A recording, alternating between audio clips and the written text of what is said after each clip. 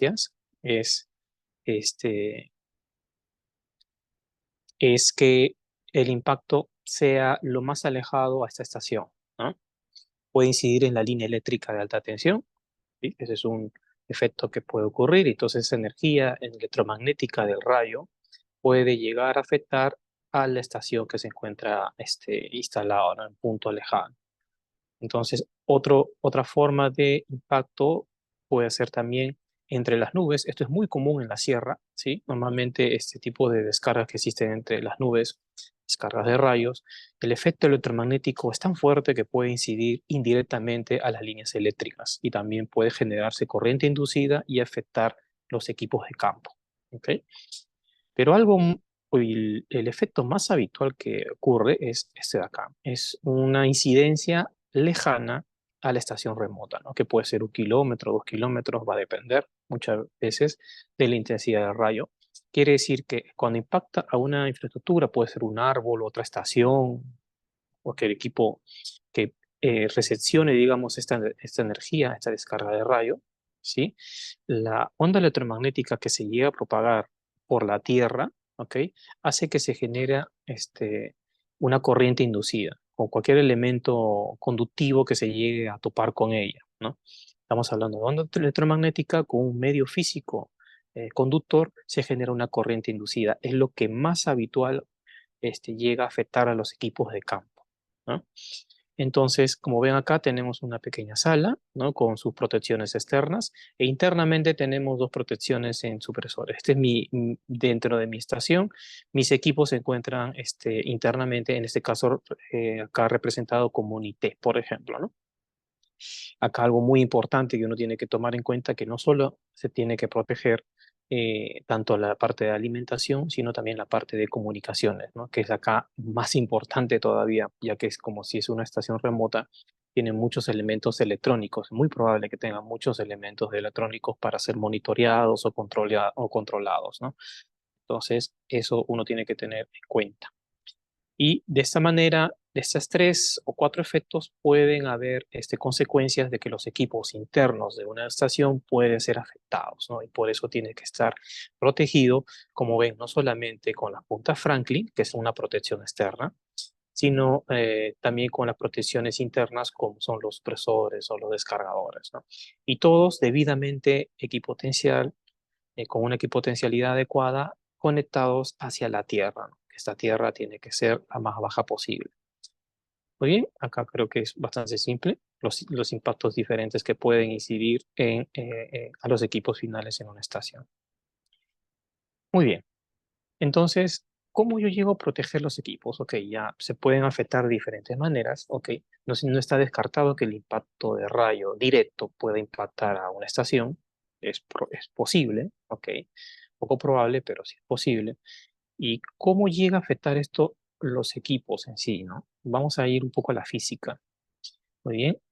Cuando la energía de un rayo impacta directamente, por ejemplo, a una estación, en este caso ponemos 100.000 amperios, un ejemplo, ¿no? Puede ser un rayo, sabemos que las intensidades son variadas, ¿no? Entonces, 100.000 amperios llega a impactar directamente a la estación. Esta estación va a hacer que esa energía recorra lo más pronto y rápido posible hacia la Tierra, ¿no? Esa energía. Muy bien. Entonces, cuando yo tengo este elemento, muchos piensan que ya listo, se solucionó el problema cuando yo tengo una protección externa en esta estación remota. No es así, ya que esta energía, cuando se llega a impactar en, en esta unidad, digamos, ok, esa energía con la Tierra se forma un voltaje, ¿no? Estamos hablando de corriente por resistencia y se forma un voltaje. Ese voltaje va a ser la multiplicación, digamos, acá, acá idealmente tenemos una resistencia de un ohmio, que es muy raro que ocurra, ¿no? Que llegamos a tener una resistencia tan baja, pero con efectos prácticos lo vamos a poner con un ohmio. Entonces yo llego a tener 100.000 voltios en un instante de tiempo. Acá los instantes son muy cortos, ¿sí? El rayo es enormemente destructivo, pero con un cortísimo tiempo. Hablamos de rangos de microsegundos, ¿no? Pero es lo suficiente para poder destruir cualquier equipo, si se impacta directamente. Entonces, en ese instante de tiempo yo tengo 100.000 voltios en mis líneas de tierra, ¿no? En mi línea de tierra y esto conectado con la barra, una barra equipotencial, ¿no? Que está conectado a todos los puntos de tierra de todos los equipos que se encuentran eléctricos y electrónicos de la estación, ¿no? Entonces, en ese instante de tiempo, por ley física, si yo tengo 100.000 voltios en la barra o en la tierra, yo en los puntos de tierra de todos los equipos voy a tener 100.000 voltios, ¿sí? Es física. Entonces, en un instante de tiempo, estamos hablando de microsegundos, yo voy a tener 220 voltios, por ejemplo, 24 DC, alguna energía que llegue a alimentar los equipos, ¿ok? Entonces yo en ese instante de tiempo voy a estar alimentando a mi equipo, pero en esos microsegundos voy a tener en mi punto de tierra 100.000 voltios. El punto de tierra a la alimentación, estamos hablando de milímetros, ¿no? Con suerte centímetros, ¿no? Están muy cercanos un punto con otro. Entonces, como yo tengo 100.000 voltios en un punto A y 220 en un punto B, ¿qué es lo que tengo acá? Diferencia de potencial, ¿no? Acá ya he roto la equipotencialidad en todo el sistema eléctrico. ¿Y qué es lo que ocurre? Ocurre un arco eléctrico y el equipo se llega a quemar. Esto se llama pérdida de equipotencial.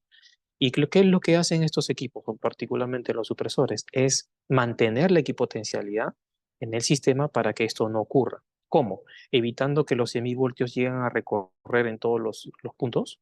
Por supuesto que no. Eso no ocurre. Un supresor o un descargador no funciona como un diodo. Lo que hace es todo lo contrario. Es que en ese instante de tiempo todos los puntos sean 100.000 voltios. E idealmente hablando, en verdad es un poco más técnico que siempre hay un spare, ¿no? Hay niveles de protección y todos los detalles que tienen los descargadores, pero para efectos prácticos el objetivo es eso, ¿no? Que todo el sistema se encuentre como un punto eléctrico, ¿no? Equipotencialmente balanceado. Quiere decir 100.000 voltios por todos lados en un instante de tiempo. Y si yo tengo 100.000 voltios en todos los puntos eléctricos en una estación, no hay arco eléctrico, ¿sí? Entonces, esa es la conclusión que nosotros llegamos a tener. Ese es el objetivo de los supresores, mantener la equipotencialidad. Y lo vamos a ver en más detalles. Muy bien, entonces, por ejemplo, si yo tengo varias estaciones remotas, ¿no? Separados en metros o cientos de metros, cosas por el estilo. Digamos, ponemos fábrica, una oficina, más que nada para entender la equipotencialidad. A veces uno piensa que protegiendo una unidad ya tengo protegido todo el sistema. Por supuesto que no. Si el impacto llega a ocurrir en una fábrica, digamos, en este caso ponemos un ejemplo, una fábrica, ¿no? ¿De acuerdo? Todo conducto que vincule las estaciones, físicamente hablando, por supuesto, llegan también a ser afectadas en el otro extremo. Peor aún cuando las tierras son diferentes. Eso es peor todavía, porque tengo desbalance de equipotencial en todo mi sistema, ¿no?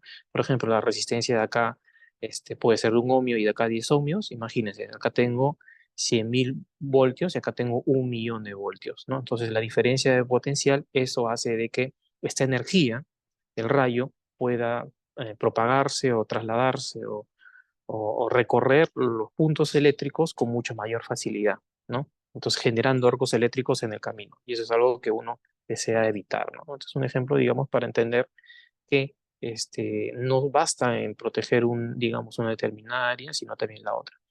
¿Y cómo? ¿Cómo hacemos esa selección? ¿Cómo sé dónde proteger y qué proteger, digamos, en mi estación? Tenemos que aprender algunos principios bastante sencillos, ¿no? Muy necesarios para entender dónde ubicar los equipos y qué equipos ubicar, ¿sí?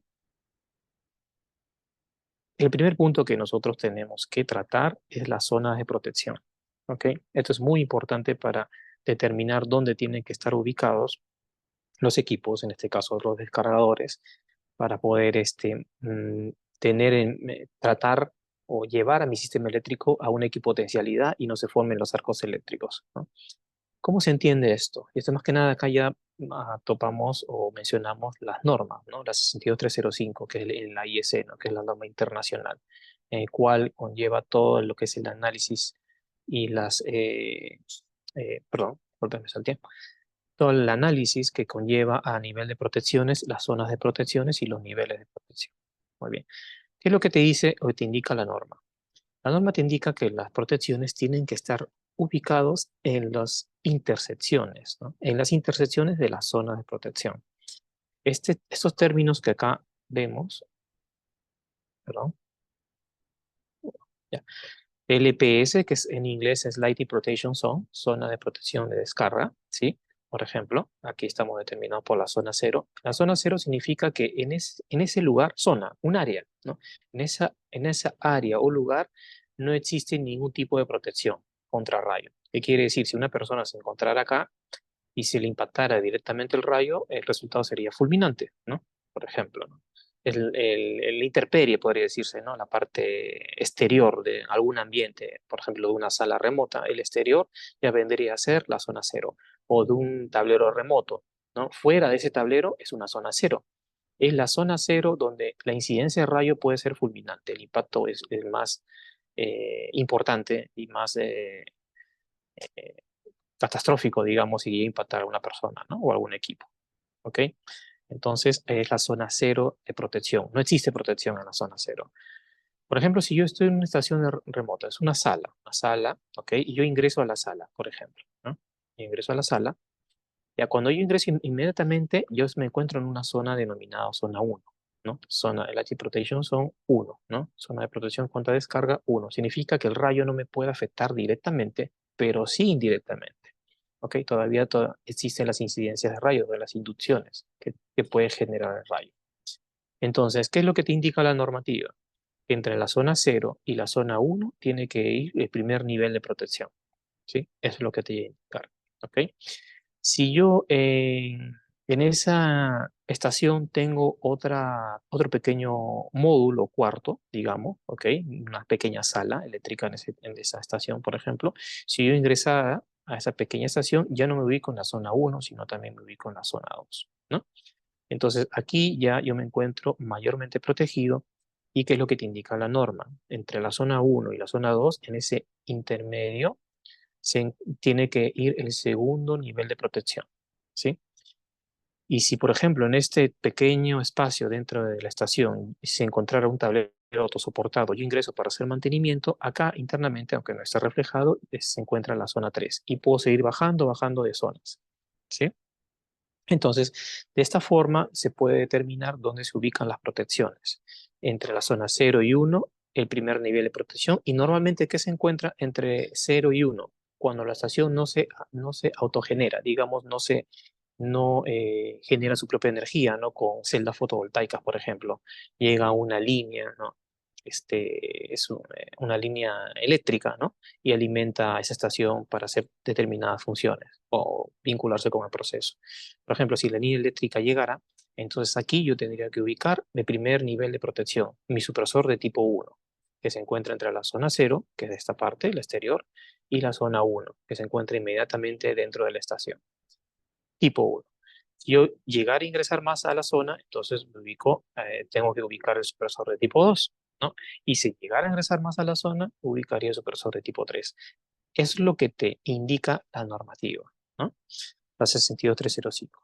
Por eso esto se divide en niveles. Y ahorita pueden ser que se hagan la pregunta, pero en una estación remota normalmente es pequeña, tiene 1 metro por 1 metro o 2 metros por 2 metros, ¿no? No tenemos este tipo de jerarquías y este tipo de, digamos, de capas, digamos, ¿no? De protección, ¿no? Y mayormente todavía en un tablero remoto. Un tablero remoto es un tablero en la intemperie. ¿Qué tipo de intersecciones se vería ahí? Ya vamos a ver en ese detalle a continuación. ¿Bien? Entonces, simplemente esto es importante para determinar las jerarquías de las protecciones y las ubicaciones de las protecciones, ¿no? Partiendo desde las zonas de protección. De esa forma se llega a determinar. Entonces mencionamos que aquí se ubican las protecciones 1, 2 y 3, ¿no? En las intersecciones de las zonas de protección. Esto hace que el primer nivel de protección sea un supresor de tipo 1, el siguiente nivel de protección sea un supresor de tipo 2 y el siguiente nivel de protección sea un supresor de tipo 3, ¿ok? ¿Puede colocarse solamente un supresor de tipo 1 en la normativa IS 61643? No, no se puede colocar solamente un supresor. ¿Por qué? Porque en esa normativa puede ser que hayan escuchado otras normativas donde te vas a colocar un solo supresor y, en teoría, entre comillas, llega a proteger a todo, ¿no? Esos son otro tipo de normativas. Puede ser uno en desacuerdo o acorde a ello, pero nosotros no lo interpretamos de esa forma. Nosotros nos basamos en la normativa internacional, que es la IS, como llegamos a mencionar, ¿no? Acá, ¿qué determina? El supresor de tipo 1, muy bien, este se encuentra entre la zona 0 y 1, ¿correcto? Es lo que habíamos mencionado, ¿no? Entonces, ¿por qué no solamente puedo colocar esto? Por una sencilla razón. Los supresores tienen un nivel de protección, como se determina aquí. Nivel de protección es un voltaje que permite el supresor que se desarrolle aguas abajo por un determinado tiempo. Estamos hablando, no olviden, de microsegundos, ¿no? Significa que el supresor de tipo 1 deja pasar, podría decirse, aunque el voltaje no es, no hay recorrido con el voltaje, es corriente, pero como está asociado con equipos que están conectados a tierra y esto tiene una resistencia, se forma un voltaje, ¿no? Entonces, aguas abajo, los voltajes asociados del supresor de tipo 1 van a estar en el rango de 6.000 a 4.000 voltios, es lo que te dice. Y 6.000 voltios a 4.000 voltios es bastante. Ojo, si bajo 100.000 voltios, 100.000 voltios a 4.000 voltios, he bajado bastante las sobretensiones, ¿no? Sin embargo, que 4.000 voltios todavía sigue siendo elevado. Ese 4.000 voltios puede afectar a mi equipo final, aunque sean microsegundos, ¿no? Entonces yo necesito otro nivel de protección, que es el supresor de tipo 2. Este supresor de tipo 2 tiene el nivel de protección más bajo, que está en el rango de 1.5 o 2.5, que va a depender del voltaje de salida, o voltaje de trabajo, perdón. ¿Sí? Entonces ya 2.5, 1.5 ya es una sobretensión manejable, maniobrable, ¿no? Para los equipos industriales. Ojo, sigue siendo sobretensión, sí, pero los tiempos son tan cortos y las sobretensiones contempladas aquí, como estoy señalando, son sobretensiones que pueden soportar los equipos finales, porque estamos hablando de microsegundos, ni siquiera de minisegundos, estamos hablando de microsegundos, ¿no? Entonces puede llegar a soportar el equipo final, ya que los equipos industriales tienen una característica técnica que se llama tensión de aislamiento. Quiere decir que pueden tolerar ciertas sobretensiones en determinados cortos de tiempo, hablamos de microsegundos, ¿no? Y es por eso que en las soluciones bajo la normativa IS, perdón, todas las protecciones están en ese rango de toda marca, no solamente en DEN, en todas las marcas que ustedes encuentren que están bajo la normativa internacional, la IS, van a ver que los niveles de protección se encuentran en estos rangos, 2.5, 1.5, en el peor de los casos. Acá yo quiero aclarar algo. Esto es en el peor de los casos. ¿Qué quiere decir? Si yo tengo una sobretensión generado por un rayo del mayor nivel de intensidad, ¿no? Acá hay una gran diferencia porque en algunas ocasiones ya me han dicho, pero los supresores en UL, bajo las normativas americanas, ANSI, la 27305, con la UL 1449, por ejemplo, tienen los niveles de protección, ¿no? Y ahí se conocen como VPN, ¿sí? Mucho menores, 600 voltios, 800 voltios. Cierto, es lo que te dice sus fichas técnicas. Sin embargo, esos 600 voltios, 800 voltios de salida, digamos, del supresor, que máximo puede permitir ese supresor, es en el mejor de los casos. ¿Qué quiere decir? Con incidencias de sobretensiones muy bajas. Muy bajas. ¿Qué tan bajas? 6.000 voltios. 6.000 voltios te asegura una sobretensión controlada a 600 voltios, por ejemplo, 800. Y eso está probado por la UL, o sea, no lo estoy inventando. En cambio, acá en la IS se va en el otro extremo. Este es en el peor de los casos, cuando hay una incidencia de rayo de 200 kiloamperios. Es el más agresivo que existe. Sí, sí, y el impacto directo a la estación sería fulminante, o sea, directo a las terminales, cosa que tampoco es probable, ¿no? O sea, se ponen las peores situaciones para que tú tengas estos niveles de tensión. Es en el peor de las situaciones, ¿ok? Porque normalmente son mucho menores, ¿ok? Entonces eso quise aclararlo porque a veces existen esas confusiones, ¿no? En el UL es más bajo, no, el UL es más bajo porque te ponen en una situación muy ideal, en verdad. En cambio aquí te pone la situación, la peor que puedes encontrar en un sistema cuando impacta directamente un rayo, ¿ok? Muy bien, entonces ya conocemos las ubicaciones, ya vimos que esta es una jerarquía de protección, ¿ok? ¿De acuerdo? Y en el caso, por ejemplo, si tengo en una estación, yo no tengo tantos anillos, digamos, ¿no? O sea, no tengo una sala, un tablero dentro de la misma, básicamente un tablero remoto, por ejemplo, un controlador remoto, ¿no? Un PLC y que comanda cierto sistema, por ejemplo, un sistema de fajas, que sabemos que las fajas tienen kilómetros en una unidad minera, por ejemplo, ¿no? Ya, entonces solamente yo tengo la zona 0 y la zona 1, automáticamente, ¿sí o no? No tengo más zonas. Tengo de zona 0 y 1. ¿Y qué me indica eso? Que entre la zona y 0 y 1 tiene que haber un supresor de tipo 1. ¿No es así? Este de aquí. Y ya con eso he cumplido. ¿Estoy cumpliendo la normativa? No, está cumpliendo la normativa media. Porque lo que acabo de cumplir en esto, en colocar ese supresor de tipo 1, es la normativa 62305. ¿Sí? Que más que nada ubica el tema de las protecciones donde tiene que estar instalada, ¿no?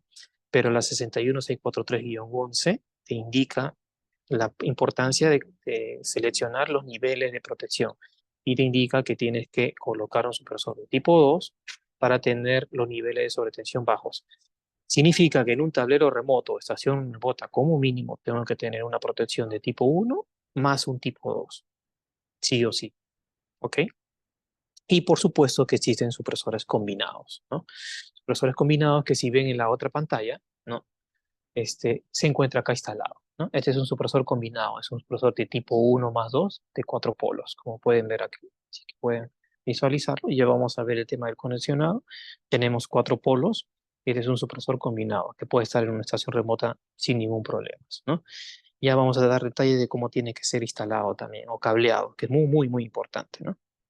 Muy bien, entonces eso es algo que vamos a explicar en breve. Muy bien, entonces en un tablero remoto ya concluimos que tiene que tener un supresor de tipo 1 más 2 combinado, como mínimo. Y normalmente los tableros remotos o estaciones remotas son compactas, son pequeñas. No hay muchas inducciones que se pueden generar ahí, aguas abajo de la primera protección, ¿no? Del tipo 1. Significa que con un tipo 1 más 2 es más que suficiente. Porque a veces va un tipo 3, pero eso ya es cuando, digamos, encuentro más distancia en una sala eléctrica más amplia, ¿no? El recorrido del cableado eléctrico es más largo, de 5 o 10 metros, ya tengo que estar considerando protecciones lo más cercano posible al equipo final, que muy comúnmente es el supresor de tipo 3, que puede ser Real-D, este es un ejemplo así de conexión nada más, o puede ser un tipo 2 también. Algunos colocan tipo 2, que también es permitido, no hay ningún problema por ese lado, ¿no? Colocar un supresor de tipo 2. Mantengo la coordinación energética sin problemas. ¿Ok? Muy bien. Entonces aquí ya tenemos las ubicaciones y algo muy importante en una estación, si no se encuentra alimentado con un sistema fotovoltaico, si sabemos los sistemas fotovoltaicos no generan una red trifásica. Acá vamos a solamente mencionar de que si es un tablero remoto, pero está alimentado con una energía que viene de alguna estación eléctrica, ¿sí? Tiene una configuración eléctrica este tablero remoto. Normalmente las estaciones son alimentados monofásicamente o bifásicamente, ¿no? Es algo muy importante que tiene que tomarse en cuenta. La mayoría, si se dedican a estaciones remotas o tableros de control, lo saben, que ahí alimentar un sistema trifásico no es muy común, normalmente son monofásicos o bifásicos, ¿no? Como así uno tiene que considerar, saber si estoy utilizando el neutro o no. Pero ¿qué pasaría si en esta estación tenga una alimentación trifásica, por ejemplo, ¿no? Que tampoco es imposible, que viene de un sistema eléctrico al exterior, ¿no? Entonces, la configuración eléctrica es importante para determinar qué tipo de supresor ubicar. Y hemos hablado dónde tienen que estar instalados, ya hemos hablado qué tipo de supresor tiene que estar instalado, tipo 1, 2 o 3. Y acá vamos a ver la clasificación del supresor bajo el voltaje que trabaja, ¿no? Entonces, como saben, en un sistema eléctrico trifásico podemos tener 3 polos o 4 polos. Lo va a determinar el neutro, ¿correcto? Entonces, en los sistemas de neutro, en muchas ocasiones yo tengo un neutro combinado con la Tierra, por ejemplo, cuando yo veo 3 líneas acá, ¿no? También tengo que el neutro se encuentra separado de las líneas, ¿no? Entonces, y acá yo tengo un sistema de 4 polos, 3 polos y 4 polos, ¿no? Sin embargo, en ocasiones no tengo el neutro, ni combinado con la Tierra en ningún lado, se queda en el transformador, ¿no? Una impedancia elevada, un sistema de neutro aislado que lo denomina. En esos sistemas, por ejemplo, puedo tener acá un sistema de rango IT. Esto es muy importante de identificar porque cuando se encuentra el neutro vinculado con mi sistema eléctrico, yo aplico la raíz de 3, porque el supresor se dimensiona, estamos hablando ahora de dimensiones, por el voltaje de fase, por el voltaje de línea. ¿Ok? Muy importante tomar en cuenta eso. Significa que si yo tengo el neutro trabajando en mi sistema, yo tengo que aplicar la raíz de 3 del devanado secundario del transformador. Por ejemplo, si es de 400 voltios, la raíz de 3 es 230, ¿no? Entonces es muy importante determinar esa configuración eléctrica, porque si no tengo el neutro en mi sistema, por ejemplo aquí, en un sistema IT, no se encuentra vinculado y por supuesto que no aplica esta fórmula acá. Cuando no hay neutro, en resumen, el voltaje en fase es igual al voltaje de línea. Quiere decir, si mi transformador de 400 voltios o 380, ese es el voltaje que yo tengo que trabajar para dimensionar mi supresor, ¿no? A ese voltaje, ¿no? Pero si estuviera vinculado con el neutro, aplico la raíz de 3, por ejemplo, ¿no? Algo muy, muy importante que uno tiene que tomar en cuenta. Por ejemplo, ese es un transformador europeo, normalmente son con normativa internacional, con la IS 60364, ¿no? Que es el que normalmente ellos trabajan, ¿no? Sin embargo, también en el Perú trabajamos con transformadores americanos, ¿no? Bajo la normativa ANSI. Acá ya tenemos con neutro y sin neutro, ¿no? Con sistema delta, ¿no? Cuando ese sistema delta no tiene neutro, que es muy común para minerías, lo hemos trabajado nosotros mucho, hasta 480 inclusive, ¿ok? Y en este caso no tiene neutro. Y acá yo quiero mencionarles, señores, uno tiene que tener mucho cuidado con este tipo de sistemas. Ya nos hemos topado más de una vez con, por ejemplo, válvulas que se alimentan en forma trifásica, o sea, válvulas muy grandes, ¿ok? Un sistema de alimentación trifásico, en una mina, por ejemplo, no puedo mencionar el nombre, pero la configuración eléctrica era esto, era un delta a 480 voltios. Vimos que algunos otros proveedores, no de la marca y no Manelsa, por supuesto, pero nosotros somos muy cuidadosos en seleccionar estos equipos, estaban ofreciendo supresores combinados de tipo 1 más 2, ¿ok? ¿De acuerdo? Pero no determinaron el nivel de activación del supresor. El supresor se activa por voltaje, por sobrevoltaje, ¿no? En ese caso, ellos recomendaban 400 voltios. Y el transformador era de 380, de 380 voltios, ¿ok? ¿De acuerdo? Entonces, hasta de 440 inclusive.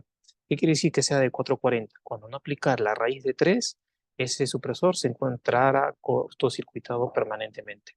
Uno tiene que tener mucho cuidado, ¿ok? Cuando sale, escapa de su nivel de protección, ¿no?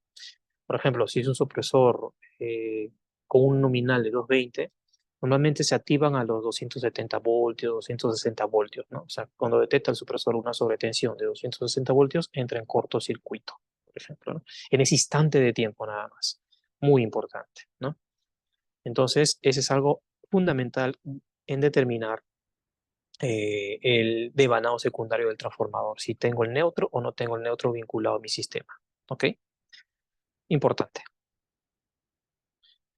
Acá tenemos un ejemplo de instalación, también lo tenemos en físico, lo vamos a ver. Aquí, por ejemplo, este es un supresor combinado, tipo 1 más 2. Existen los supresores combinados, ¿ok? ¿De acuerdo? Entonces aquí en el modo de instalación, ¿qué es lo que vemos? ¿Cómo se instalan? Los supresores se instalan en paralelo, como vemos, de la línea eléctrica. Vemos acá. Bifurcamos los puntos de energía de cada línea y lo conectamos en la parte superior de los supresores, ¿ok? ¿De acuerdo? Hasta ahí no hay ninguna ciencia.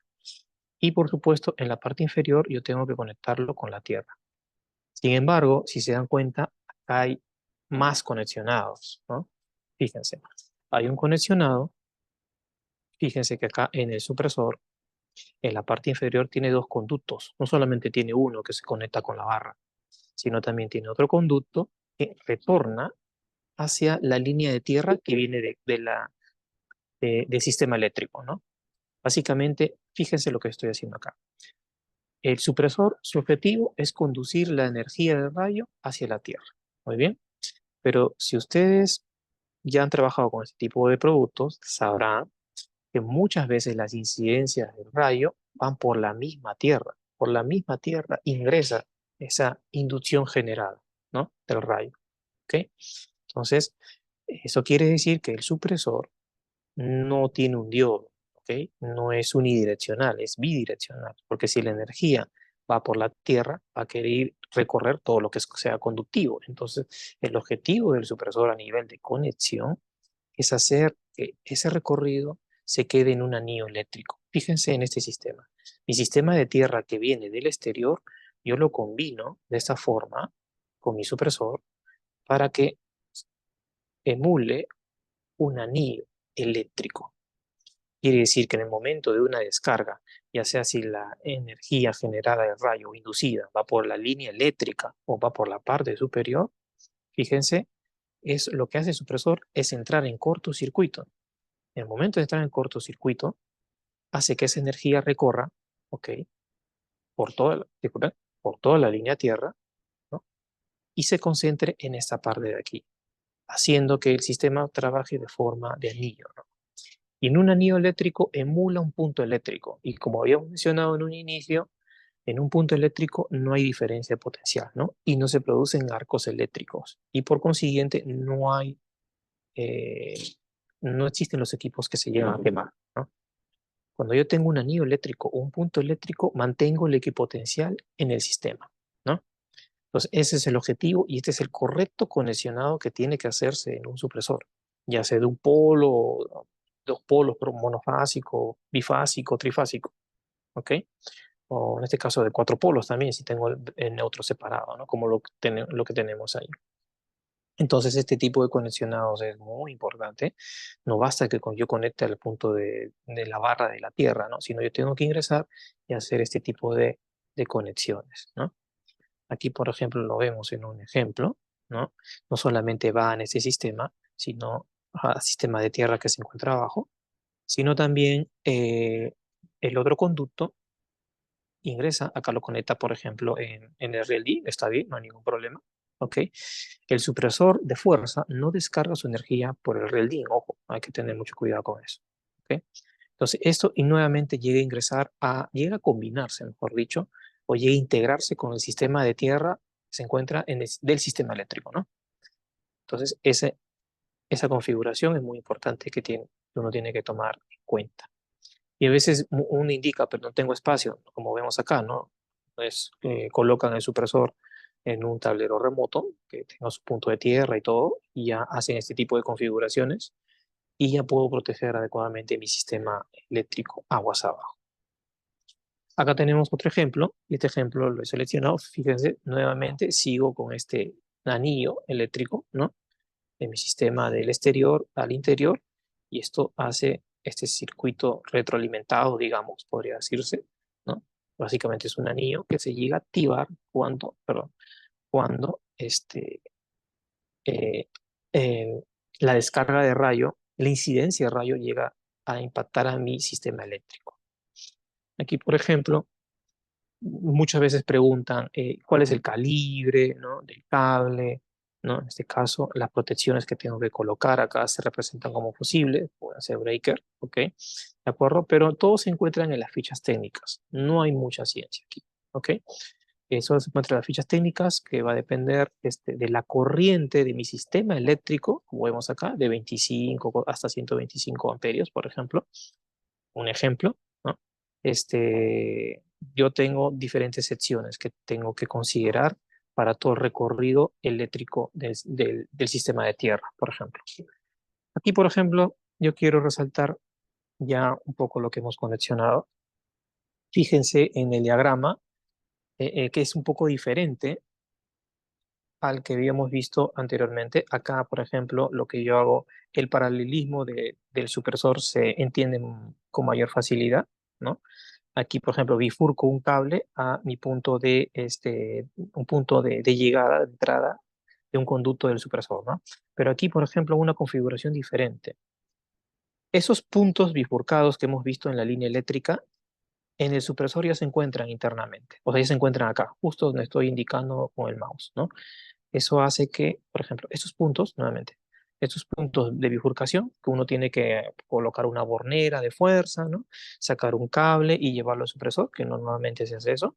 No, estos puntos, por ejemplo, cuando ya no me es posible hacer o colocar, entre comillas, el supresor trabaja como una forma de supresor en serie, ¿no? Ingresa a la línea de fuerza y sale, ¿no? Ingresa a una línea y llega a salir. ¿Cómo es posible que trabaje en serie? No, no está trabajando en serie, sino internamente en el supresor, esos puntos de bifurcación se encuentran ahí, ¿no? O sea, mejor dicho, el supresor está actuando por ti, ¿no? Está haciendo la bifurcación internamente, como vemos acá físicamente también, ¿no? Aquí, por ejemplo, ingresa la alimentación y sale. Eh, cable en negro, ¿no? Ingresa en rojo, sale en negro, ¿no? El punto de bifurcación se encuentra internamente aquí. Ya no necesito conectar en una bornera, cosa por el estilo, o por ejemplo no tengo el espacio suficiente, ¿no? Entonces es por eso que en la parte superior, los supresores, este supresor combinado, tiene dos conductos, ¿no? Para que ingrese el cable y salga por el otro lado, ¿no? Entonces ya con esto de aquí puedo ya evitar, obviar y facilitarme el conexionado eléctrico del supresor con mi sistema eléctrico. Muy importante, aquí cómo hice la conexión de tierra, por ejemplo, ¿no? Estoy utilizando los dos puntos conductores, ¿no? Del tierra. Este, por ejemplo, va a una barra principal, ¿no? Este cable va a una barra principal, pero este de aquí, por ejemplo, yo lo asocio con el Real D, por ejemplo, ¿no? Y este Real D también va asociado con la barra de tierra. En este caso, de esta forma yo estoy haciendo el anillo eléctrico con el sistema de tierra. Bastante sencillo es. No voy directamente hacia la barra de tierra, sino tengo que hacer esto. Y por supuesto que mi Real D tiene que estar conectado, por supuesto, al sistema de tierra o a la barra de tierra. Con esto ya hago el anillo. Muchas veces me preguntan, ¿y cómo hago ese anillo? No lo encuentro o no sé cómo hacerlo. Sencillo. Tan sencillo como conecto este conducto a Real D y este RLD lo vinculo con la barra. Listo. ¿Ves? Estoy haciendo una especie de retroalimentación, podría decirlo, o una especie de anillo, físicamente hablando. Bastante simple, en verdad. ¿Ok? Muy bien, entonces con eso ya realmente hemos respondido a algunas consultas o dudas de cómo se tiene que hacer este conexionado. Es muy importante, ¿sí? Considerar eh, para un sistema eléctrico de fuerza, ¿no? Como el supresor, ¿no? De fuerza. Muy bien. Ya hemos hablado, por supuesto, entonces estas consideraciones también se tiene que realizar o tener con un supresor monofásico o bifásico que normalmente se encuentran en un tablero de control, ¿no? Por supuesto. Muy bien, ya hemos hablado de las protecciones a nivel de energía. Y hemos visto lo importante también tomar en cuenta el nivel de conexionado con la Tierra, ¿no? Pero algo muy importante y que se obvia muchísimo es la protección de las comunicaciones o los protocolos industriales o las señales de campo que tiene un tablero remoto, por ejemplo, ¿no? Muchas veces lo obvian, por no decir casi siempre, ¿no? Y esto es tan trascendental y en muchos casos una de las razones por qué las estaciones tienen problemas, ¿no? Porque si bien es cierto, yo protejo externamente, ¿no? Protección externa con mi punta terminal, hago mi jaula de Faraday y yo proteger externamente, coloco mi supresor adecuadamente instalado con la tierra, muy bien, pero me olvido siempre de la parte de comunicación. Yo para tener una solución integral tengo que ubicar no solamente la protección a nivel de energía, sino también de comunicaciones y hacer un anillo literal, un anillo eléctrico de protección, ¿no? Ok, ya hemos hablado entonces de que no basta colocar una protección a nivel de fuerza, sino también a nivel de las comunicaciones para tener una protección integral. Y eso está mencionado en la normativa 62305 y por supuesto, y algunas veces he escuchado, ya muy bien, yo sé que las normativas lo menciona la 62305-11 para las protecciones a nivel de energía. ¿Dónde menciona las protecciones a nivel de comunicaciones? Porque uno a veces quiere sustentar eso a su cliente final, ¿no? ¿Dónde lo menciona? En la 61643-21. Esa normativa detalla las protecciones a nivel de comunicaciones y sistemas de control, ¿sí? Ese es el sustento, digamos, normativo, si uno quiere exponerle a su cliente, ¿no? Y no solamente queda como algo de exposición, sino también tiene que ser implementado. Muy bien, entonces, como hemos visto, tanto a nivel de protecciones de fuerza, tenemos tres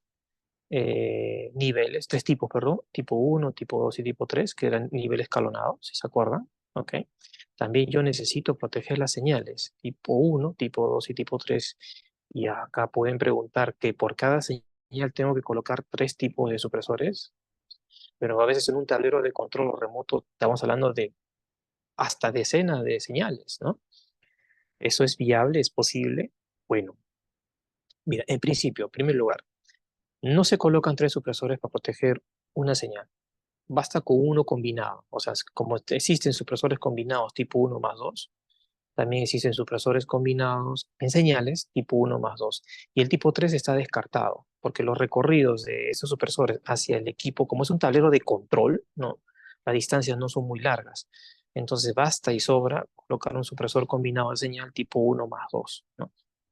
Para que protege la señal de tablero de control, por ejemplo, ¿no? Remoto que se encuentra.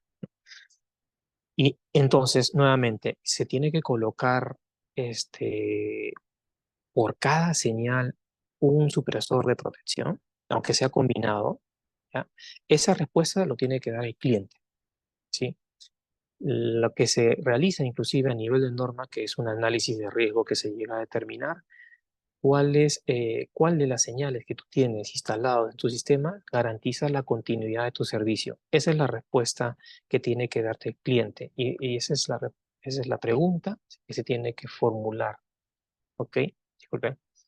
Entonces aquí es importante determinar si todas las señales garantizan, o mejor dicho, son importantes en un tablero remoto, un sistema de fajas transportadora, sí se debería proteger las señales. Porque imagínense que si una, por ejemplo, se llega a quemar, ¿no? Un puerto de un PLC, un controlador, se para la faja, básicamente mi proceso queda inoperativo, ¿no? Porque todo el sistema o todo mi proceso, en la cadena del proceso se llega a parar. Entonces, lo que uno no desea. Entonces, sí, eso va a determinar el cliente qué tan crítico es. Y por supuesto, no todas las señales se protegen, sino las señales que me garantizan la continuidad del servicio. ¿No? Muy importante de tomar en cuenta. Muy bien. ¿Eso qué quiere decir? Por ejemplo, en mi estación remota, normalmente a veces tengo vinculado algunos equipos en la periferia, ¿no? De la misma, ¿no? Algunos equipos de campo, por ejemplo, ¿no? Entonces disculpe, si yo protejo ya, ok, mi tablero de control que se encuentra, ¿no? En lugar remoto, ¿puede ser afectado al equipo de campo? Sí, por supuesto. Si puede ser afectado. La corriente inducida va a ir y recorrer por cualquier lugar que sea conductivo. Yo tengo que proteger no solamente mi tablero remoto, sino los equipos que se encuentran comunicados, conectados con el mismo. ¿Ok? Muy importante, ¿no? ¿Qué tipo de protecciones que tengo que considerar aquí? Bastante sencillo. Va a depender mucho de el tablero de control o el equipo de campo, porque para ellos hay diferentes presentaciones, ¿no? Para lo que son tableros de control se encuentran los supresores de tipo RealD. Para los equipos de campo, que son instrumentos, por ejemplo, se encuentran los supresores de tipo rosca, que son los de MPI, ¿no? Como vemos acá. Para lo que son señales de comunicaciones se encuentran los supresores con RJ45. También hay otros tipos, por ejemplo, cuando hablamos de antenas o sistemas fotovoltaicos que trabajan a veces con sistemas de cables coaxiales, también existen las protecciones de eso, ya lo vamos a ver. ¿Ok? Para diferente tipo de aplicación existe un supresor para la señal determinada, ¿no? Y el protocolo no es importante hasta cierto punto, porque para cada grupo de protocolos existe una protección, ya sea 420, HARP, Modbus, Profibus, Semine, Fieldbus Foundation. Ese tipo de protocolos normalmente lo llegamos a manejar en todas las soluciones a nivel de señales, como vemos acá. Un ejemplo sencillo de instalación, por ejemplo, de un instrumento de campo. Este es un supresor que se conecta de forma serial, por ejemplo. No hay ciencia alguna, en verdad, es bastante sencillo. La forma como llega la señal es la forma como llega a instalarse al equipo de campo, ¿no? De forma como ingresa AB, sale AB', B', ¿no? Y se instala. Simple, no hay mucha ciencia. Este, por ejemplo, cuando es un instrumento no es metálico, que tiene que colocar ahí considerar un arillo, y ese arillo conectarlo a un punto de tierra lo más cercano posible, ¿no? Aquí, por ejemplo, es metálico, ya no es necesario colocar a este aro, ¿no? Y aquí yo puedo conectarlo directamente, enroscarlo a mi equipo de campo, por ejemplo. Y esto, por supuesto, tiene que estar debidamente conectado a tierra. Bastante sencillo. No hay mucha ciencia, ¿verdad? ¿Qué pasa si la alimentación y la señal de campo son independientes, ¿no? Porque sí existen en algunos casos, los instrumentos se comunican por un medio y se alimentan por otro, ¿no? Entonces existen instrumentos con más hilos para proteger tanto las señales de comunicación como las señales de campo, ¿no? Entonces internamente hago mi conexionado para proteger todos los señales. En este caso ya no ingresa por el supresor como ven, ¿no?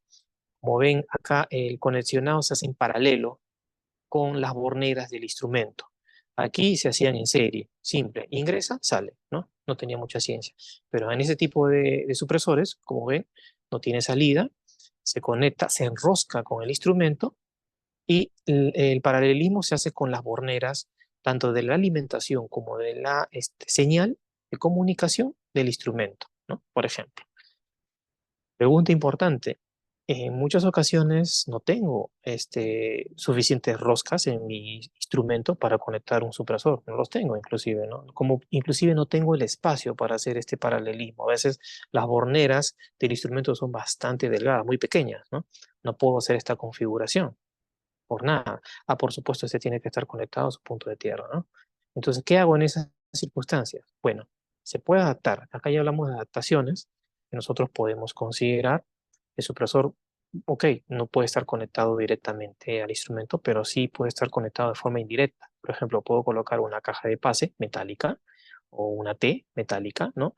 Y el conexionado interno en el supresor se realiza en esta caja, ¿no? ¿De qué forma? Por ejemplo, sí, tengo el supresor que trabaja para proteger tanto señales como energía, alimentación del instrumento. Este es el instrumento y esta es la caja de pase. Las bifurcaciones se realizan aquí dentro de la caja de pase, o sea, se conectan como una especie de paralelo, algo similar como el tablero, como el supresor de fuerza, ¿no? Yo bifurcar la señal, ¿no? Es hacia el supresor y sigue la línea, ¿no? De alimentación y de la línea de señal hacia el instrumento, como si nada pasara.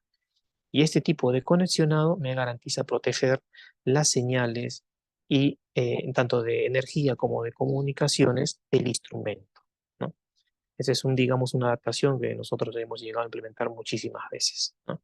Ese es cuando no encuentro suficiente espacio para colocar o hacer el conexionado en el instrumento de campo. El supresor para RealD, muy bien. Acá también no hay mucha ciencia como el primer supresor de campo. De la forma que ingresa, ¿no? El conexionado de la señal, otros 20 miliamperios, 24 DC, Modbus, Profibus, ¿ok? De la misma forma que ingresa, es la misma forma que sale hacia el controlador, por ejemplo, que es lo normal, ¿no? Que se llega a proteger, ¿ok? Entonces, no hay mucha ciencia de todas maneras aquí. ¿Dónde está la ciencia en el supresor? ¿Ok? ¿Dónde se encuentra la ciencia en el supresor? No tanto en este conexionado, ¿no? En el conexionado de la comunicación, ¿ok? No se encuentra aquí. Se encuentra en cómo este se cablea en el tablero. Eso es lo más importante. Así como hemos visto cómo es el cableado en el tablero de fuerza, que se tiene que hacer el anillo y eso para garantizar una adecuada protección. Aquí en las señales, por ejemplo, una adecuada instalación o cableado se tiene que hacer de la siguiente forma. Ese tipo de supresores de señales, acá sí se hace la descarga por el riel DIN, ¿no? Nuevamente llego a subir. Este de aquí es metálico, digamos, esta unidad es metálica, la parte inferior. Es como una bornera de tierra, digamos, para entenderlo. Llega a hacer la conexión con el riel DIN y este riel DIN, por supuesto, tiene que estar conectado a la tierra. Por ahí se realiza la descarga, como vemos en la imagen de acá, ¿no? El RealD hace la conexión con la tierra, ¿no? Estos ganchos del supresor. Entonces, aquí el supresor conectado en el RealD, este RealD tiene que estar conectado, se recomienda colocar una bornera de tierra, tiene que estar conectado con el punto de tierra del controlador del equipo, ¿ok? Tiene que estar conectado, muy bien. Y por supuesto que este RealD tiene que estar conectado a la barra. Bastante sencillo, ¿verdad? ¿No? No hay mucha ciencia ahí. Y todos los elementos externos de la señal tienen que estar aguas abajo del supresor de señales, ¿no? Por ejemplo, aquí, ¿no? ¿Ok? ¿Acá qué garantiza? Se ve bastante simple o sentido común hacer este tipo de conexiones, ¿no? Déjeme decirle que no muchos lo hacen. Y eso está en el manual. ¿no? Y con eso yo que llego a ganar, digamos, ¿no? Que en el instante de que si existe una descarga de rayo, ¿sí? Impacta el rayo y lo que acá aplica, ¿se acuerda que hemos hablado de anillo, ¿no? Un anillo eléctrico. Aquí yo tengo mi anillo eléctrico, acá. En ese instante de tiempo, el supresor hace una descarga y en ese instante yo tengo un anillo eléctrico en mi sistema, por ejemplo, ¿no? Entonces, esa forma yo trato o mantengo la equipotencialidad en mi sistema, ¿no? Entonces, con este tipo de conexión, ¿no? Imagínense si no, si no tuviera esta conexión, si yo no lo tuviera, yo tendría un voltaje A aquí y un voltaje B aquí, arco eléctrico, y se quema, ¿no? Por ejemplo. ¿Ok? Entonces, algo muy importante que uno tiene que hacer este tipo de conexión. ¿Por qué? Porque existen formas de cómo no debes conectarlo y muchas veces lo hacen de esa manera. Por ejemplo, aquí, esto no es muy usual. Esto, por ejemplo, se entiende que mi controlador lo llevo a conectar, su punto de tierra lo tengo conectado fuera del tablero, cosa que no ocurre, ¿no? Normalmente no ocurre. O sea, este tipo de conexión, como se determina, es incorrecto. Tiene que estar conectado acá, aquí, ¿no? No en otro punto de barra de tierra o en otro punto de la tierra, ¿no? Muy bien. Eso es muy inusual, mejor dicho, que sea. Lo que es más usual es esto de aquí, ¿ya? Esto de aquí es más usual. ¿Qué quiere decir? Por ejemplo, acá yo estoy haciendo ya mi anillo equipotencial, ¿no? Con mi punto de tierra y cosas por el estilo. Pero acá tenemos un infiltrado.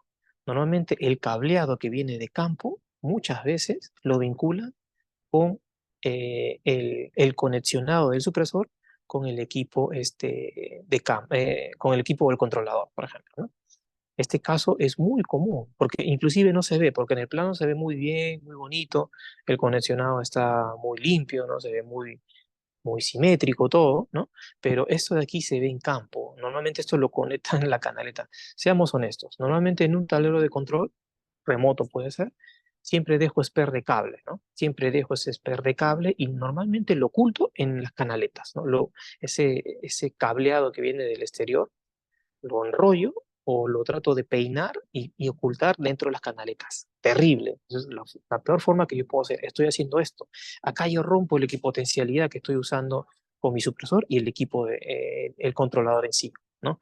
Rompo el equipotencial. Digamos, se llega a contaminar esa señal que, digamos, ya es filtrada, ¿no? Para tener equipotencialidad adecuada con el sistema de tierra. Porque esto, ¿dónde está la tierra? No existe tierra. Acá hay diferencia de potencial, se produce arco eléctrico o un efecto inducido de la corriente eléctrica, ¿no? Entonces, esto es lo que yo necesito evitar, que muchas veces llega a ocurrir. Yo necesito que este anillo, digamos, sea puro, limpio, ¿no? Sin ninguna interferencia de campo, ¿no? Ese es el objetivo que tengo que tener cuando hago el conexionado de mi supresor de señal, ¿ok? Muy bien. Muy importante. Ok, de acuerdo. En esta gráfica estamos viendo que el cableado, aquí, el cableado son de dos hilos. ¿Y dónde está el chill? O el apantallamiento. Porque todos esos cables de comunicaciones tienen su apantallamiento. Prácticamente todas las señales de campo tienen apantallamiento ahora, ¿no? Entonces, ¿dónde se ubica? ¿Dónde está conectado? O simplemente lo corto y queda nada. Por supuesto que no. Tengo que tener un punto aquí, ¿ok? Tengo que tener un conexionado con una barra y esta barra que se encuentra aquí no, normalmente no es la barra de tierra del tablero, por supuesto es una barra, ¿no? Que se coloca en la placa de montaje, por ejemplo, ¿no? Tengo que pelar el chip y vincular esta barra con la barra de tierra, ¿no? O por lo menos conectarlo fijamente a mi placa de montaje, que tiene que ser metálica, por supuesto, ¿no? En otras palabras, el chip tengo que llevarlo a tierra. Como pueden ver acá también, tenemos un pequeño ejemplo, ¿sí? De cómo se llega a pelar. Este es mi cable que puede ir aquí a mi descargador para señal, ¿no? Jala, llega y sale, no hay problema, como estábamos viendo, ¿sí? Entonces, aquí este conexionado ingresa directamente. Pero ¿qué hago con el chip? El chip, por ejemplo, puedo conectarlo con una barra, ¿no? Esta barra, ¿sí? Lo pelo y ya, fíjense aquí, acá con esta plaquilla, y hago conexionado con la placa de montaje o puede ser con otra. Puedo conectarlo esto a una barra principal de tierra, ¿no? Esta es metálica, no se ve bien. Sí, metálica, ¿ven? No está aislada, por supuesto que no. Entonces esta barra hace conexionado con este punto y ese punto va a la barra de tierra. Y ya con esto el chip ya está equipotencializado, digamos, o ya tiene equipotencialidad con el tablero en sí, ¿ok? Antes de que llegue a conectarse con el supresor de señales, ¿ok? ¿Sí se llega a ver? ¿Ok? Bien. Ok, es para tener en cuenta porque muchas veces me preguntan, ¿dónde está el chill del sistema, no? Siempre tiene que estar conectado, si no, a través del chill, porque también puede generarse la corriente inducida y afectar a los equipos, ¿no? Uno tiene que tener mucho cuidado. Acá tenemos algunos ejemplos, como se mencionó, ¿no? Aquí en la parte inferior se encuentran los supresores y el conexionado que se realiza internamente, como ven, acá no se ve dónde se encuentra el SPER, ¿no? Pero es casi seguro que internamente en las canaletas se encuentran ese SPER, ¿no? Ese SPER que combina la señal no protegida, pero que se ve en el tablero que en la parte inferior ingresan todas las señales, ¿no? De campo, en este tablero remoto, por ejemplo, ¿no? Entonces ingresan en la parte inferior y la parte superior sale, digamos, la señal limpia, pero ¿no? Entre comillas, ¿no? Lo que tengo que hacer es la equipotencialidad con el controlador y los supresores, ¿no? A través del Real D. Acá no se llega a distinguir bien, pero sí está conectado con un punto de tierra, ¿no? El Real D, ¿ya? Y esto de acá no se ve, pero también tiene su punto de tierra conectado con el Real D en sí, ¿no? O sea, con este Real D en sí, que es lo que me importa. Sin embargo, acá el tablero falla de que el SPER del cableado, fíjense que puede llegar por aquí, ¿no? Puede combinarse la señal protegida con el SPER del cableado remoto que viene de campo, ¿no? Entonces tiene que tener cuidado. Aquí, por ejemplo, acá hay un conexionado más limpio, fíjense, disculpe, ¿no? Acá hay un conexionado más limpio. Fíjense, acá no tienen una especie de ese conector de barra, como hemos dicho, ¿no? Con el chilf, ¿no? Que llega a conectar a tierra, ¿no? Con una barra, una varilla. Pero lo que sí tenemos aquí es que todos los chill lo llegan a pelar, internamente lo llegan a conectar y lo llegan a vincular con la placa de montaje. Como ven, eso está bien, ¿no? Y acá llega a terminar todo lo que es exterior y la parte no protegida que ingresa por la parte inferior del supresor y acá la parte protegida va directamente ya al controlador, por ejemplo, ¿no?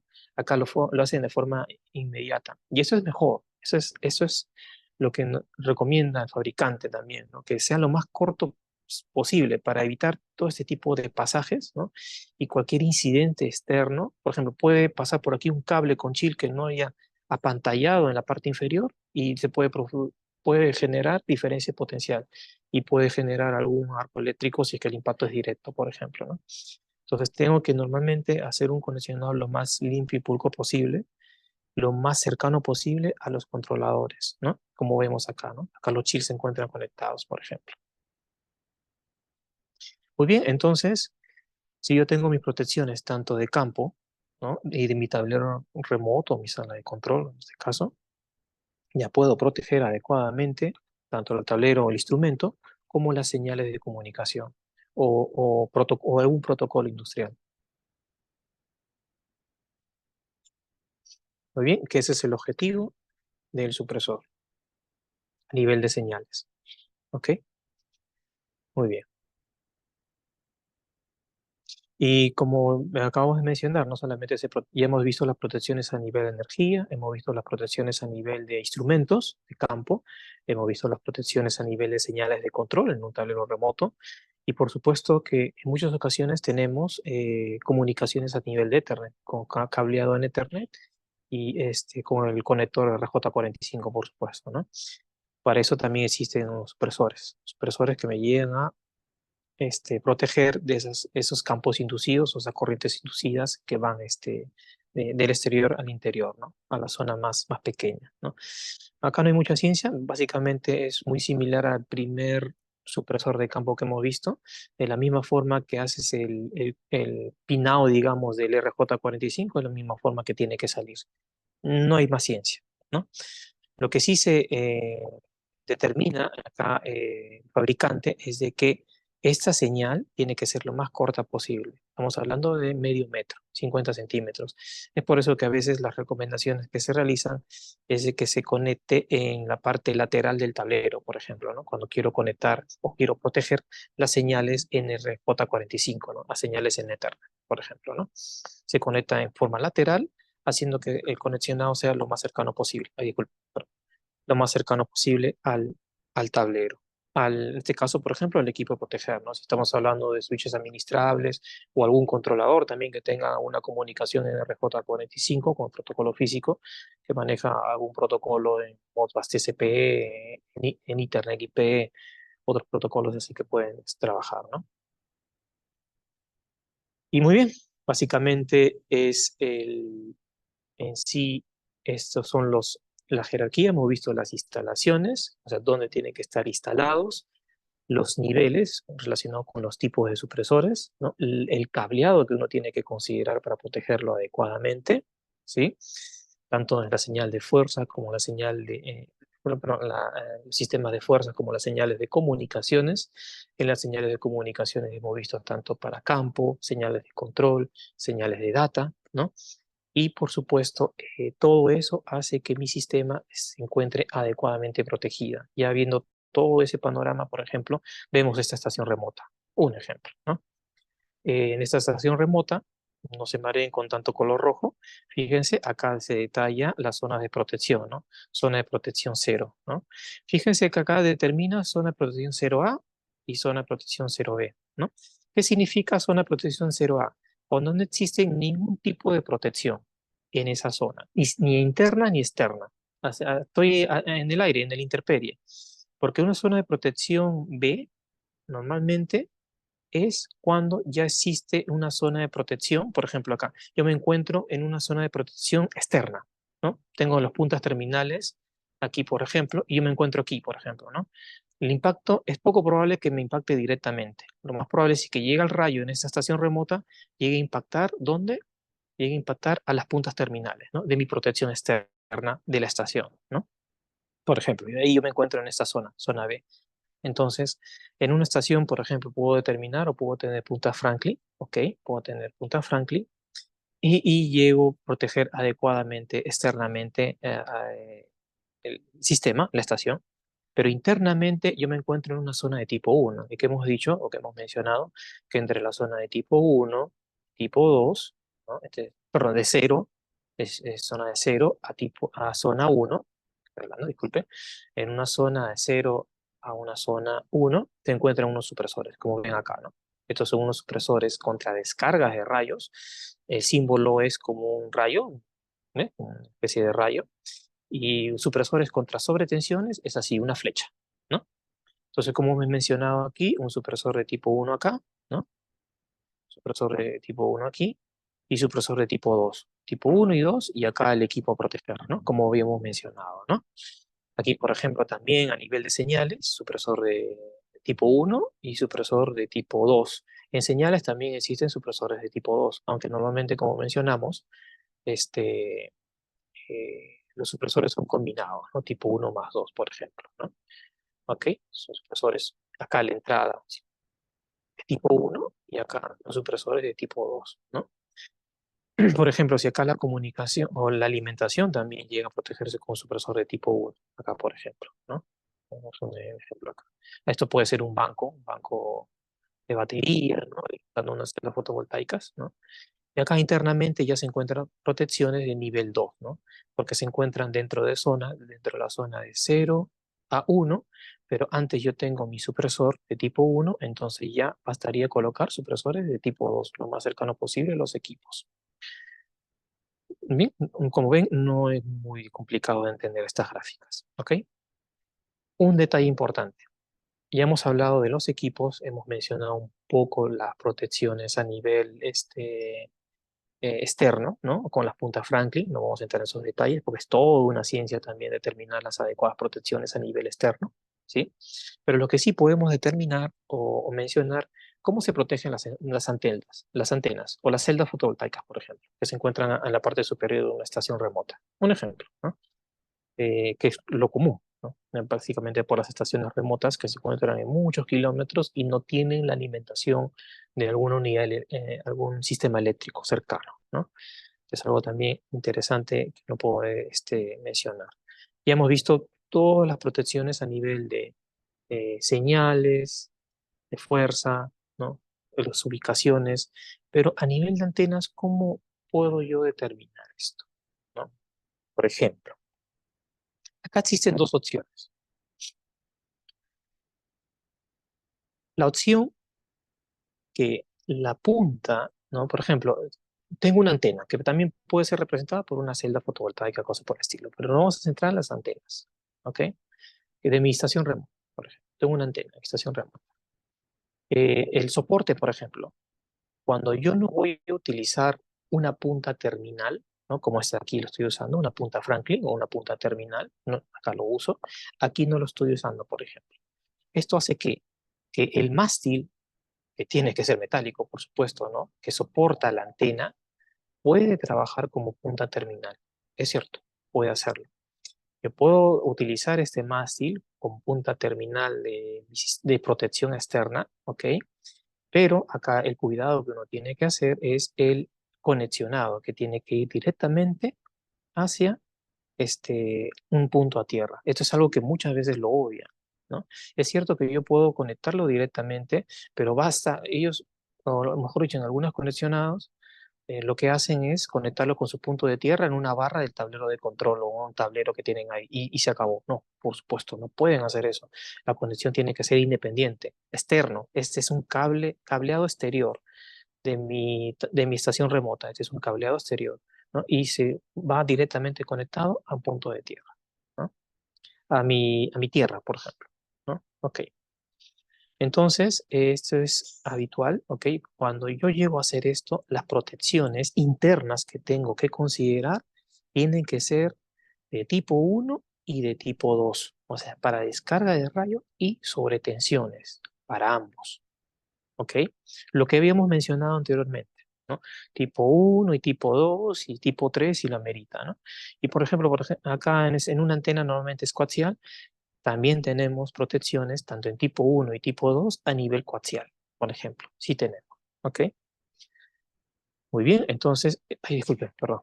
Eso es algo que uno tiene que considerar, ¿de acuerdo? Pero, ¿qué pasa si yo tengo una punta terminal? Que no es la que yo voy a usar con el mástil que soporto la antena. Esto también en algunos casos lo llegan a usar. ¿Ok? Primero que nada, esta punta terminal tiene que estar aislado con esta varilla, ¿no? O el mástil que soporta la antena. Tiene que ser aislado. O sea, tengo que colocar ahí unos aisladores, número uno. ¿Ok? ¿De acuerdo? Entonces yo tengo que colocar unos aisladores para que cuando existe una descarga, vaya a este punto terminal hacia directamente hacia la Tierra. ¿Esto qué me garantiza? Que cuando yo conecto aquí la mayor parte de la energía vaya por este conducto que se encuentra en el lugar externo de la estación remota, ¿no? Vaya directamente hacia acá, a la Tierra. Eso hace que la protección, basta que yo coloque protecciones de nivel 2. Ya no es necesario colocar supresores de tipo 1, por ejemplo. Considerando nuevamente que se encuentre aislado y el conexionado del punto terminal sea exterior a la estación remota, ¿no? Al tablero remoto, si lo pueden mencionar o colocar como un tablero, ¿no? Tiene que ser exterior, tiene que ser independiente, digamos, porque la mayor cantidad de energía se va a ir por este punto, hacia acá, ¿no? Esto hace que solamente coloque supresores de tipo 2. Ya no es necesario colocar supresores de tipo 1. Cuando yo utilizo el mástil de la antena, ahí sí necesito colocar supresores de tipo 1. ¿Ok? Bien, caballeros y damas, si es que hay alguna presente, eso sería todo referente al tablero remoto. Como hemos visto, en un tablero remoto se tiene que considerar los principios de las zonas de protección, los tipos de supresores, ¿ok? Las ubicaciones que tienen que tener estos equipos, tanto a nivel de fuerza como a nivel de señales. En las señales hemos visto diferentes tecnologías, ¿no? Que va a va a ser determinado por las aplicaciones de campo y del tablero también, o de la estación. Hemos visto los conexionados que uno tiene que tener consideración en este tipo de instalaciones, y también las protecciones a nivel de antenas o sistemas fotovoltaicos que normalmente en las estaciones remotas se encuentran instalados. No sé si tienen alguna consulta.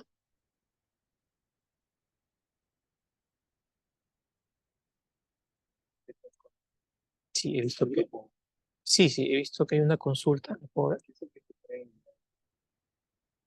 Claro, por supuesto, si se han registrado a nivel de al grupo, tenemos un grupo ahí, ¿no? Un grupo de WhatsApp, lo vamos a presentar ya, sería para, para el día lunes ya, que vamos a enviar las presentaciones, no hay ningún problema.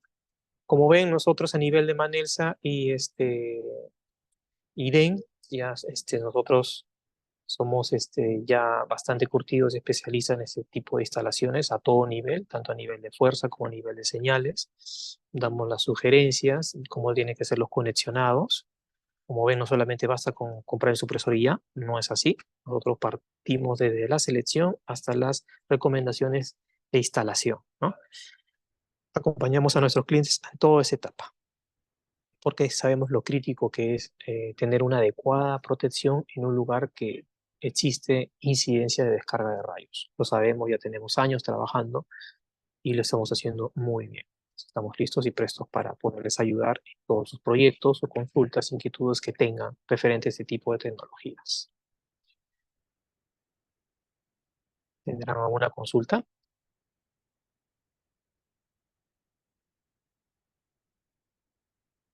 A ver, que hay una consulta por ahí. Miguel. Con respecto al neutro, entonces hay diferentes tipos de conexiones. Sí, exacto. Vamos a regresar esto un poco.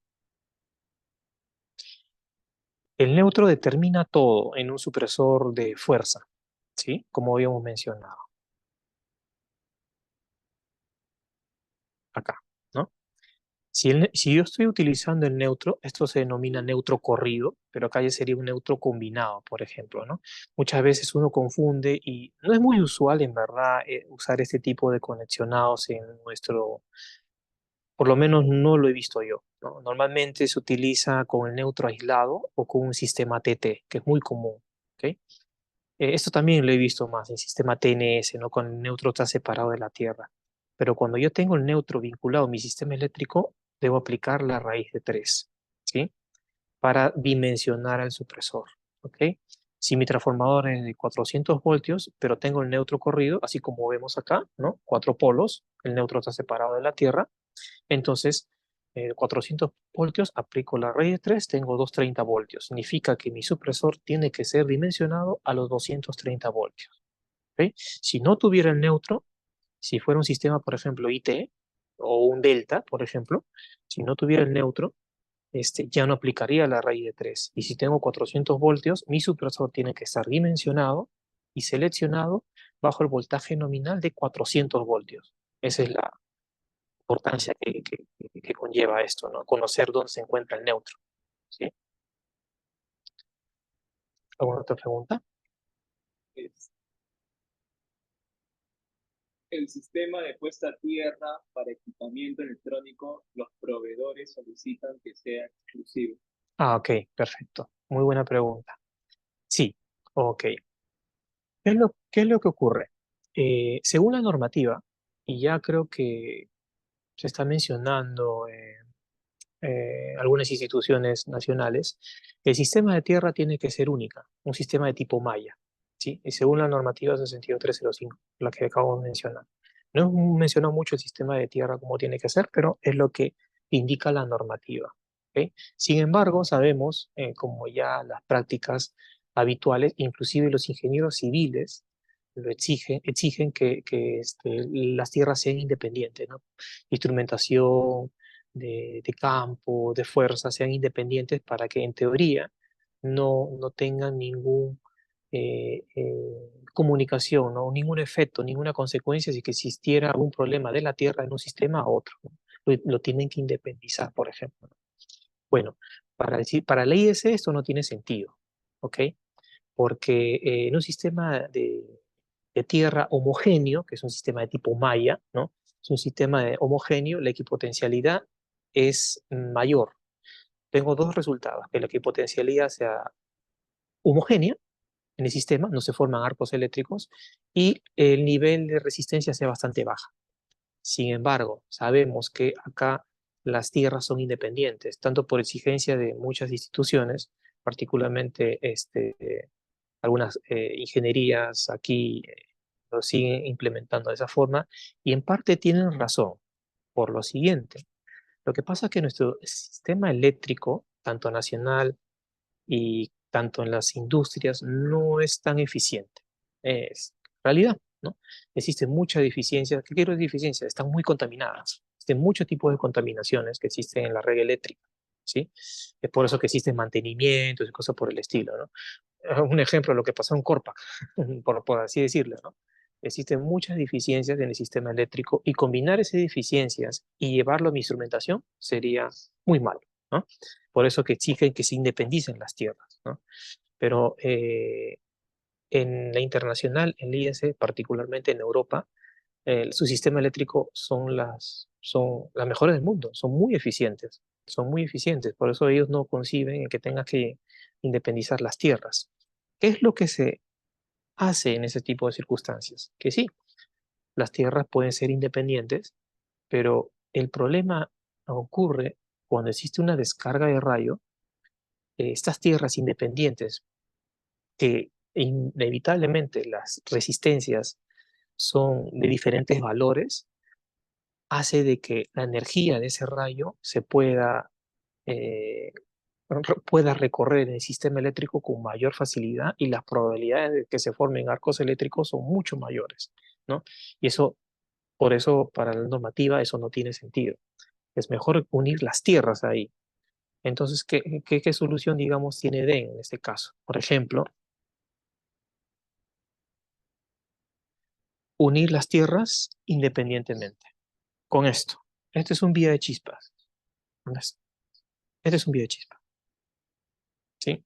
Este vía de chispa se mantiene en circuito abierto, o sea, yo uno las tierras indirectamente, esto se mantiene en circuito abierto, ¿ok? Y está bien en un proceso continuo, normal, si la eficiencia del sistema eléctrico no es la adecuada, si hay mucha contaminación, ¿no? Eléctrica, muy bien, entonces está bien que se independicen las tierras, ¿ok? No, pero cuando existe la descarga de rayo, este vía de chispa hace un cortocircuito, porque en ese instante de tiempo yo sí tengo que unir las tierras, sí o sí. Y no solamente unir las tierras, sino hacer un anillo con todas las tierras para mantener el equipotencial lo más homogénea posible, ¿sí? Entonces, esta es una unión indirecta que tenemos en un sistema de tierra, ¿no? Que es usada. Nosotros hemos proporcionado en algunas minas este tipo de sistemas, porque si bien es cierto, el sistema de malla es lo que mayormente recomienda, en muchos casos las instituciones exigen que estén a las tierras independientes, ¿no? Pero puedo unirlos indirectamente con ese producto. ¿Cuántas descargas soporta el supresor de sobrecarga? Ya, ok. Acá es una pregunta un poco amplia y le voy a separar los supresores de energía y las de señales, ¿ok? La de energía, si está adecuadamente instalada, como hemos visto acá, ¿ok? Y el sistema y la tierra es bastante baja, puede durar para siempre, ¿sí? Es de por vida, porque la tecnología que tiene, por ejemplo, en el caso de DEN, acá ya hablamos, vamos a hablar de DEN, porque toda la capacitación, lo que hemos mencionado, no mencionamos nada de nuestro producto, ¿no? Hemos hablado en términos muy generales. Pero en el caso de EDEN, por ejemplo, la tecnología es vía de chispas. Significa que son dos electrodos, no hay contactos entre sí. Y el cortocircuito que se realiza, como no hay contacto, no hay desgaste. Quiere decir que puede soportar todas las descargas posibles indefinidamente, ¿no? Pero por supuesto que va a depender de cómo se encuentra instalado el sistema eléctrico. El supresor con el sistema eléctrico y qué tan bajo también es la resistencia de la Tierra. Se recomienda, bajo la norma, que sea menor a 10 ohms, ¿sí? Y 10 ohmios creo que es bastante viable en estos tiempos. ¿Ok? Ese es por el lado de fuerza. Por el lado de señales va a depender de las intensidades de descargas de rayos que ocurre en el lugar. Ese sí tiene un ciclo de vida, va a depender de cuán recurrentes son las descargas y qué intensidades hay. Hay un cuadro de selección que tiene el supresor de señal. Ese cuadro de selección que se encuentra en el catálogo de DEN determina cuántas descargas puede soportar a cuántas intensidades. Es por eso, si en la ficha técnica que se baja en el caso de supresores de señales, vamos a ver las clasificaciones de, aquí por ejemplo, se encuentra acá, D1, C2, C1, ¿no? En el D1 puede soportar varias intensidades de descargas de rayos. Este de aquí soporta varias descargas, no recuerdo exactamente los valores, pero estamos hablando de varias, ¿sí? Esas son las pruebas de laboratorio que llegaron a hacer en DEN, pero sí puede soportar varias descargas. Pero ese dato exacto se encuentra en el catálogo de DEN, que lo podemos también pasar en link en el grupo para que vean en el cuadro cuántas descargas puede soportar. Sin embargo, les comento que en el caso de DEN, para proteger las señales, ¿ok? Es el supresor de señales de mayor intensidad en el mercado, que soporta 2.5 kiloamperios, tipo onda de rayo. Es el mayor que existe en el mercado. Es por eso que las ingenierías más grandes del mundo, ni siquiera digo de Lima, o de Perú, perdón, trabajan con nuestro producto, ¿no? Porque tiene la capacidad de descarga superior para zonas donde existen incidencias muy agresivas, ¿no? Que sabemos que en muchas minas lo existen, ¿no? Muy bien, eso creo que hice tu respuesta. ¿Otra consulta? Se puede hacer una verificación de operatividad una vez instalado, o todo es en pausa. No, mira, en el caso de operatividad estamos hablando del estado del supresor, ¿no? Si el conexionado está como la ficha técnica te indica, tu sistema de tierra está baja, no debería haber ningún problema. Donde puede, digamos, ver si es que existe algún problema es que si el supresor, por ejemplo, el de fuerza, tiene su indicador de estado, fíjense acá, tiene un indicador en la parte inferior, es verde, significa que el supresor se encuentra operativo, ¿no? Este estado cambia a rojo, significa que el supresor queda inoperativo, se cortó el circuito. Entonces, en ese instante, perdón, no se cortó el circuito, se entra en circuito abierto, estoy confundiendo. Permanentemente entra en circuito abierto. Entonces, cuando eso ocurre, ya no hace el cortocircuito en el momento de la descarga, se cambia ese estado a rojo. Entonces, significa que tengo que cambiar el cartucho. Si yo he hecho una instalación adecuada, con un supresor de vía de chispa, con el conexionado adecuado, y por cada descarga están viendo que esto está cambiando sus estados a rojo, hay un problema en el sistema. Y eso ya es algo más grande, ¿no? Puede ser el sistema de tierra, puede haber algún efecto de inducción que no esté contemplándose, el cableado puede no estar siendo adecuado, ¿no? El calibre no se adecuado. Vimos ahí un diagrama que, dependiendo de las cargas del sistema eléctrico, están los calibres y las secciones. Yo tengo que tratar de respetar ese tipo de configuración y el conexionado también. Y a nuestra experiencia no hemos tenido ningún problema, ¿no? Muy importante determinar la resistencia de la tierra, ¿no? Y la configuración de forma adecuada. Identificar constantemente cómo se encuentra el nivel de estado. Y si fuera un tablero o una estación remota, ¿cómo yo hago? Bueno, tengo un contacto acá, ¿no? Tengo un contacto conmutado, que si alguno de estos supresores, estos cartuchos, llega a cambiar su estado, este cambia de estado. Esto puede entrar, puede entrar en para la redundancia, puede llegar a entrar a un DI, digamos, de un PLC, y esto puede ir a una sala de control o una SCADA, ¿no? Para informar que el supresor ha cambiado de estado, ¿no? Y tiene que estar verificado, ¿no? Constantemente. La consulta. Sí, muy bien. Muchísimas gracias por su tiempo. No olviden que todos los jueves vamos a estar brindando este tipo de capacitación. Estamos probando este piloto, digamos, de poder hacerlo en forma de diapositivas y también de forma gráfica para hacerlo un poquito más palpable, digamos, a lo que nosotros estamos explicando. Yo tengo una consulta más. Gracias.